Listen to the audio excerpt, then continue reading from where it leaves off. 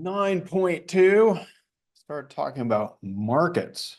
We've talked about a little bit, but these are places where exchange takes place. I guess we'll just use the same word twice. They are places where we have exchanges. In the old days, this referred to physical locations where you went, you could trade things there.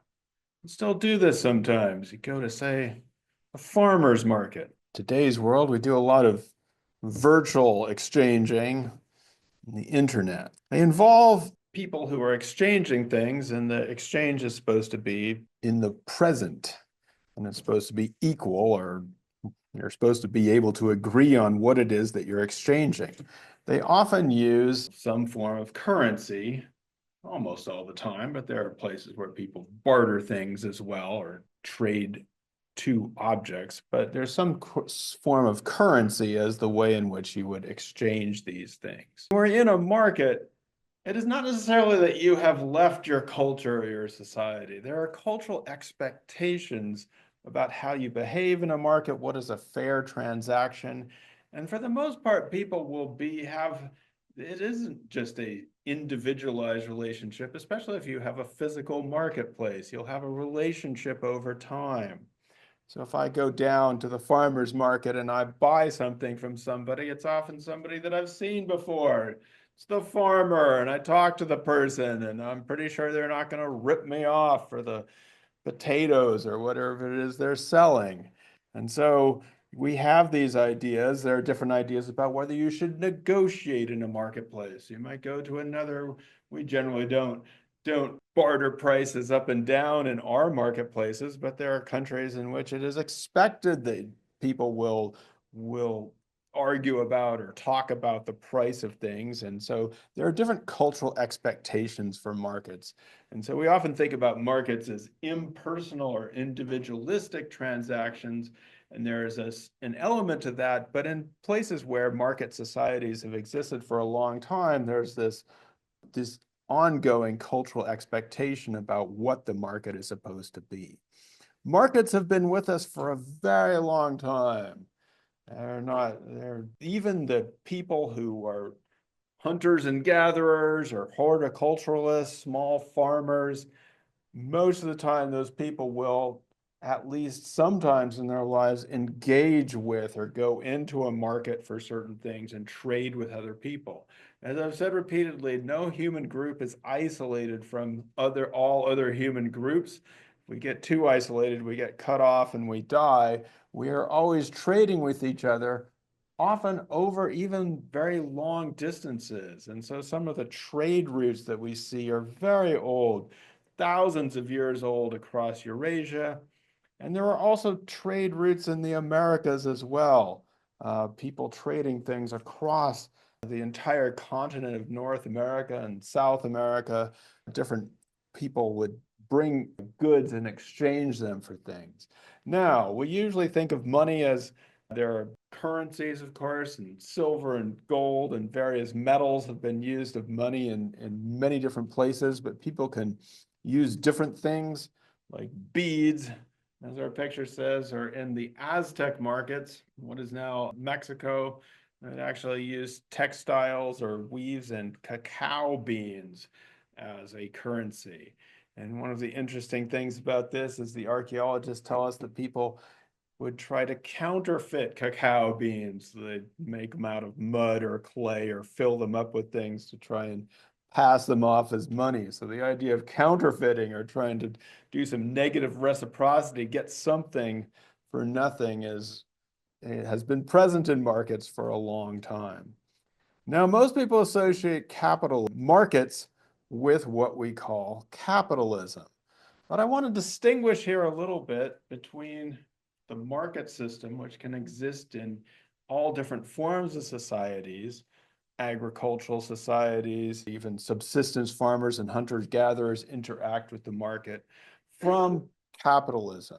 We often associate capitalism with just people who want to get rich and have a lot of money, and that they go to a market and try to get rich. But that happens in all different forms, in all kinds of societies. The desire to get rich and have something occurs in many different places. But in the olden days, when you got rich, you were supposed to just either give your money away to, say, a church or something like that, or just hide up in your castle. You weren't doing what has been done in the capitalist system. In a capitalist system, the means of production, the things that we use to produce food and other resources, are privatized so that you would own these. And when you make money, you're not supposed to just hoard it all for yourself or give it all away. You're supposed to reinvest that money into your productive system so that you can make more money. So capitalism, again, is a system in which people privatize their factories or their ways in which they produce things, and then they try to make more money by investing that. So again, this is not just about greed or getting rich. There are sociopathic, greedy people in all societies, but in capitalism, it takes a very specific form in which you're supposed to put that money back into the means of production. Your textbook talks about how capitalism emerged. I would say, putting a number on this, 500 or 600 years ago, emerged as a form of capitalism which is called merchant capitalism, in which you're basically trying to make a profit, but it's through moving things around through long distance trade. And some of the first transoceanic voyages are built on this idea that you're taking things from one place and selling them in another. A few hundred years ago, or maybe a couple hundred years ago, we see the rise of what we call industrial capitalism, in which instead of just putting things into trade or markets, moving things around, you're trying to invest in a place that is producing something, a factory or a plantation, in order to make more money using workers who do not own the means of production, you are hiring for a specific purpose. Now, industrial capitalism is a long-lived phase, and in many cases where people still work in factories and produce things. Your textbook, though, uses a term post-industrial to describe at least the phase of capitalism that they were in the United States. What do we trade around now? What do we want to have? Do you want to work in a factory? Information and services. So your textbook calls this a post-industrial economy. You still need stuff, but in some ways, a lot of that stuff is now produced in other places. And almost none of you probably want to work in a factory. Sounds yucky. You want to work in some form of information and services, where you're providing a service or you're crunching information and you're then getting paid for that. I guess that's what I'm doing. I'm not working in a factory. I'm doing information services. Yeah, there's various forms of capitalism. This is a very big level overview. There's various forms of capitalism, some of which is very connected to state and government. We tend to believe that in our society, we are more connected to a privatized free market system in which people can do what they want to do. But in other countries and in other times, the state or government has a lot of control over that. In general, we believe that we live in a society which is more, the higher paying jobs tend to be those that are not in the factory or industrial economy, but in the information and services economy. I actually prefer a term that your textbook doesn't use, but it's just going to throw it at you, which is the idea of finance capitalism. And so that in some ways, what we've moved from is an industrial capitalism. And of course, people still work in factories and have to produce things. It's not that that hasn't stopped.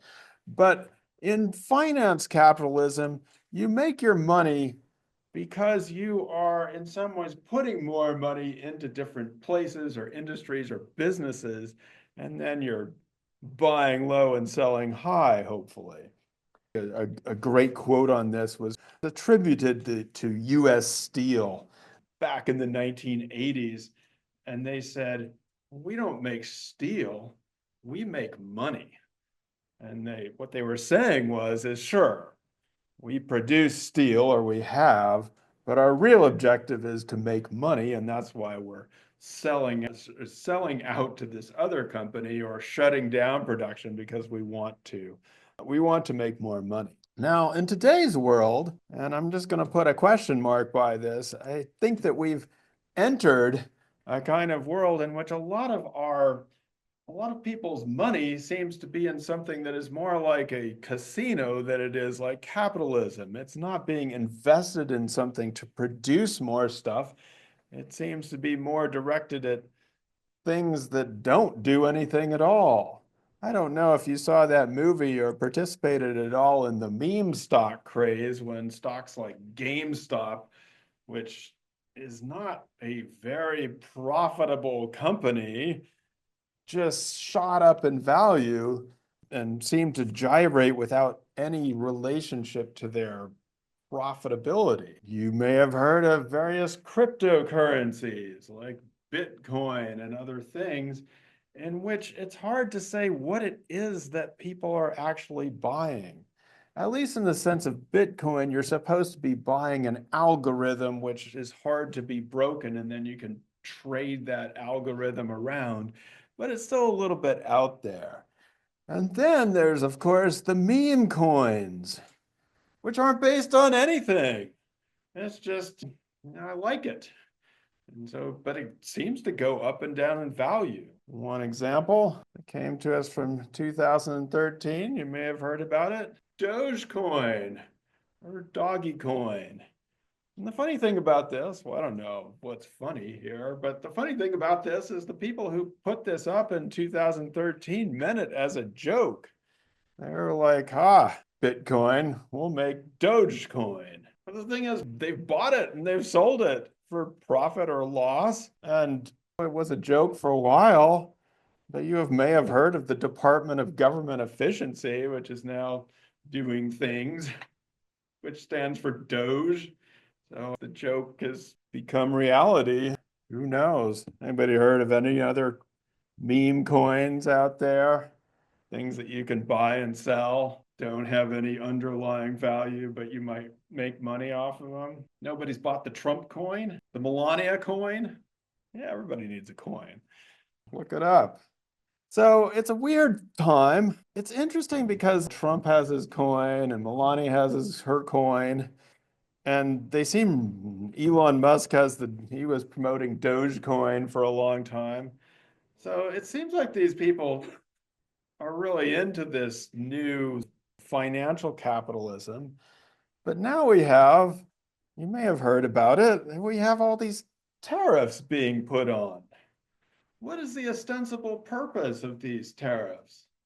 I know there's a lot of things that have been said about why they're there, but what are we supposed to be bringing back to this country by tariffing other people? Well, okay, so one theory is, yeah, if you put on tariffs of people that you're importing, you can export more. But yeah, then somebody just says they put a reciprocal tariff on you. But what's it supposed to do?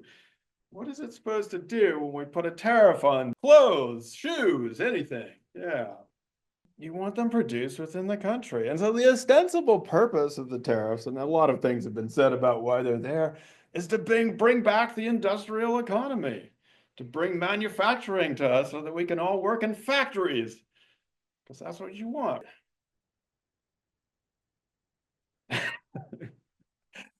You don't want to have somebody making your iPhone in China. You want to be doing it here. I don't. It's hard to say. Who knows if this is going to work, but that's the stated purpose, to bring back the industrial economy. It's very strange to me that the people who are all into meme coins are also into tariffs and bringing us back, but who knows? Maybe I can get a factory job instead. It's good living factory jobs. You should have one. Go get one for a while. So we end up with capitalism in the now. Again, I have a question mark about this because some of this is somewhat speculative. Peter, is our identity as workers? Is that how we identify now? I ask you what your job is, and you say, I'm a glass producer. I would say so. Yeah. Oh, wait a second. You skipped one. You said how they work, and I agree. People identify as how they work, but you also said people identify with what they like to buy. When we identify with what we like to buy, what kind of identity is that? Consumers. Yes, our identity is our consumption. So I'm a person who likes lattes, and we find our primary identity through consumption. Now, the capitalism of industrial capitalism would find our identity as workers, as what we do or our jobs. And now we seem to be more as identify as consumers. By the way, what other identities are there that we could have in other epochs or other societies? Let's go pre-capitalism. Let's go back. If I asked you 300 years ago, who are you? What kind of terms are you likely to use? Or how would I know who you are? Your last name is Johnson. What does that literally mean? Johnson. So identifying with your work or your job or your profession is very old. You changed John Stone to Johnson to John Stone. I'm just thinking about Johnson. What are you saying that you are? John's son, the son of John. So in the very olden days, we would use kin terms to denote who we are. If you ask who you are, you would say, and in many societies, this is still true. You don't even use a given name. You say, I'm the child of this person, or I'm the mother of that person. And you use kinship terms. You might think about an identity as being related to an ethnic group or religious identity as a Christian. These might be different forms of identities. And then now we tend to identify as either workers or consumers. Your textbook mentions that people are often after what is called cultural capital, which is like having capital or like having money, but you're hoping to have some form of being able to navigate in a society that functions around these ideas of money. Now, again, in the old days, the cultural capital, when it was originally invented, it meant somebody who was able to move in different spheres, who knew what to do when they were invited to a fancy dinner party and could navigate that world. And you turned your economic capital into something called cultural capital. Today's world, I think, having cultural capital means you get to be paid to be an influencer or something like that. And so your textbook talks about how, not just in the United States, but in many different parts of the world, there are different forms of capital in which the body becomes commoditized, or the body becomes what people are working on. And so they have a great picture of bodybuilding in another country as well. This is not just here, but it's very prevalent, or has become very prevalent in the United States, where we are actually in some ways working on and selling our forms of influence and our bodies online, or the image of our bodies, you might say. Yeah, some people have been to websites that sell body projects. Maybe. I don't know. Seems to be something that gets people money today. So in this chapter, we've talked about reciprocity as this very old form of human exchange, but also about markets and how these can lead to, again, this is not in all places, but the market can lead into different forms of capitalism. And that is what we see in different forms and probably, but governing the entire world. In the next sections, we're going to read more about forms of redistribution, which are present in every society, but they're in some ways seen as an alternative to some of the market capitalism ideas.